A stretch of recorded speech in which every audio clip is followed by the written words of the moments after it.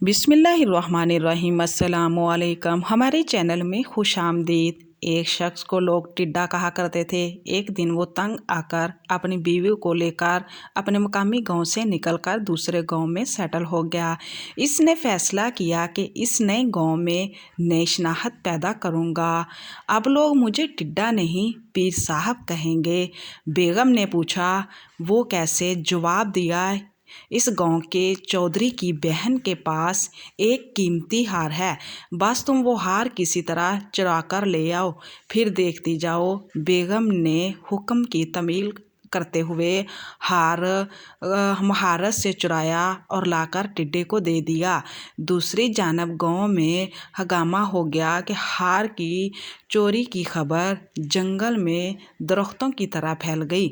टिड्डे ने अपनी बीवी को कहा, जाओ जाकर चौधरी की बहन को बता आओ कि मेरा खामद बहुत बड़ा बुजुर्ग है, लोगों की गुमशुदा चीज़ें बरामद कराता है।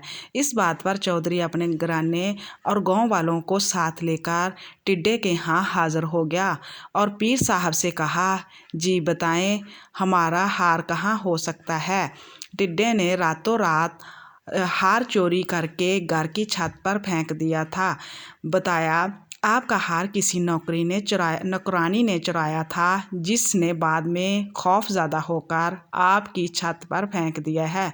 जाकर उठा लो। वहाँ से हार मिलने के बाद इसे इब्तदाई करामत पर सारा गांव पीर साहब का मुरीद हो गया। मगर चौधरी, जो अंधों में काना राजा था, इसे पीर साहब खटकने लगा। गांव वालों को समझाया कि ये शख्स मुझे फ्रॉड मालूम होता है, मगर गांव वाले इनकार करते रहे। चौधरी ने पीर साहब को एक और आजमाइश में डाला, मगर खुशकिस्मती से वो इस आजमाइश में भी कामयाब हुआ। लोगों ने चौधरी को समझाया कि अब बस करो, बुज़ुर्गों पर शक नहीं किया जाता। चौधरी परेशान हो गया और अहद कर लिया, जो भी हो मैं इस पीर का भांडा फोड़कर ही छोड़ूंगा। आखिर एक दिन चौधरी ने ऐलान किया, कल खुले मैदान में तमाम गांव के लोग इकट्ठे होंगे। अगर पीर साहब ने बता दिया कि मेरे हाथ में क्या है, तो मैं सबके सामने इसके हाथ पर बैत हो जाऊंगा। सब लोग पीर समेत मैदान में पहुंच गए। चौधरी घर से निकला तो सोचता रहा हाथ में क्या पकड़ा जाए। अचानक इसकी नज़र एक टिड्डे पर पड़ गई। इसने पकड़ने के लिए हाथ बढ़ाया तो वो फुदक गया, फिर हाथ बढ़ाया, फिर फुदक गया।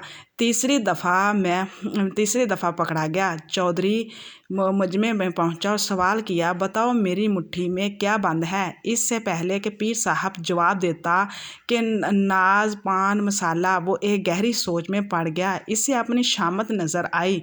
2 बार तो जैसे तैसे बच गया था, मगर इस बार बचना नामुमकिन था।